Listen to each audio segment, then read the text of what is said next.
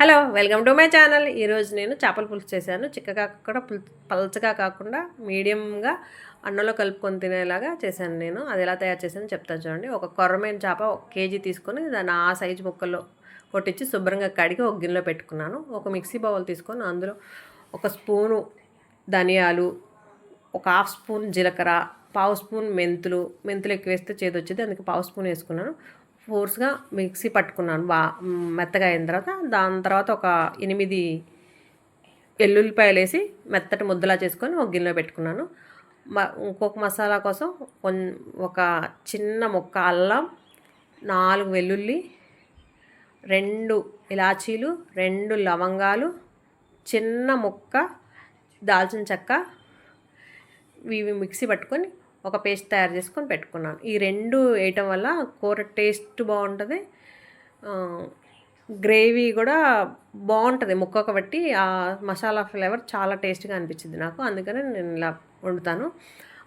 ఒక ఉల్లిపాయ, హాఫ్ ఉల్లిపాయ, 1.5 ఉల్లిపాయని బరగబరగ్గా మిక్సీ పెట్టుకున్నాను. ఒక నిమ్మకాయ సైజ్ అంత చింతపండుని వేడి నీళ్ళలో నానబెట్టుకొని పులుసు చేసుకొని పెట్టుకున్నాను. ఇవి ముందు పెట్టుకున్న తర్వాత ఒక బాండి పెట్టుకొని ఒక 10 స్పూన్స్ ఆయిల్ ఎక్కువే పట్టిద్ది. 10 స్పూన్స్ ఆయిల్ వేసుకొని ఫస్ట్ 4 పచ్చిమిరపకాయలు ముక్కలు చేసుకొని వేసుకున్నాను. ఒక రెబ్బ కరివేపాకు, ముందుగా బరగ్గా పట్టుకున్న ఉల్లిపాయ పేస్ట్ వేసుకొని వేపుకున్నాను. నూనె ఎక్కువ వేసుకొని కొంచెం పైకి తేలేలాగా వేపుకోవాలి. అల్లం వెల్లుల్లి పేస్ట్ వేసుకొని వేపుకోవాలి ఆ పచ్చివాసన పోయేంత వరకు. తర్వాత మనం ముందుగా పెట్టుకున్న ఈ వెల్లుల్లి ధనియాల ముద్దను కూడా వేసుకొని వేపుకోవాలి. ఈ 2 పచ్చివాసన పోయేంత వరకు వేపుకొని ఉప్పు, కారం, పసుపు ఇప్పుడు వేసుకొని ఆయిల్ పైకి తేలేంత వరకు వేపేసుకొని మనం ముందుగా తయారు పెట్టుకున్న చింతపండు పులుసుని పోసి అలా పైకి తేలిన తర్వాత ఇప్పుడు చింతపండు పులుసు పోసుకొని పెట్టుకోవాలి. 3/4 కేజీకి సరిపోను నేను పులుసు పోసి పెట్టుకున్నాను.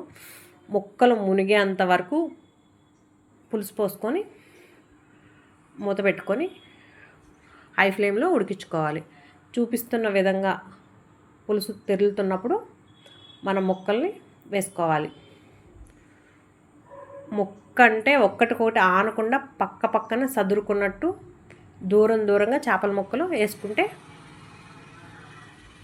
మంచిగా ఉడుకుతాయి. ఒకదానికొకటి ఆనటం వల్ల అవి చెదిరిపోతాయి. చేప ముక్కలు చెదిరిపోకుండా మంచిగా ఉడకాలంటే కొంచెం వెడల్పాటి గిన్నె పెట్టుకొని వండుకోవాలి. అలా ముక్కలు ఉడుకుతున్నప్పుడు హై ఫ్లేమ్లో పెట్టుకొని ఒక 3 మినిట్స్ మనం గరిటె పెట్టకూడదు. చూపిస్తున్న విధంగా ఆ గిన్నెని క్లాత్ పెట్టుకొని తిప్పుకోవాలి తప్ప గరిటె పెట్టి తిప్పకూడదు. ఒక 4 మినిట్స్ అలా హై ఫ్లేమ్లో ఉడికించిన తర్వాత మీడియం ఫ్లేమ్లో పెట్టుకొని మూత ఆఫే వేసుకొని ఉడికించుకోండి ఒకసారి. చూసారు పులుసు అలా ఉన్నప్పుడు కొత్తిమీర చల్లుకొని ఆఫ్ చేసేయండి. అలా గ్యాస్ మీదే ఒక 5 మినిట్స్ ఉంచితే పులుసు ఉప్పు, కారం అన్నీ ముక్కకు పట్టి టేస్ట్గా ఉంటుంది. చల్లారిన తర్వాత ఇంకా ఎక్కువ టేస్ట్ అనిపించింది. చల్ల దాంట్లో అన్నంలో వేసుకొని తింటే టేస్ట్గా ఉంటుంది. వేడి అన్నంలో చల్లటి కూర వేసుకొని తిన్నా టేస్ట్గా ఉంటుంది. నచ్చితే లైక్ చేయండి, షేర్ చేయండి, సబ్స్క్రైబ్ చేయండి.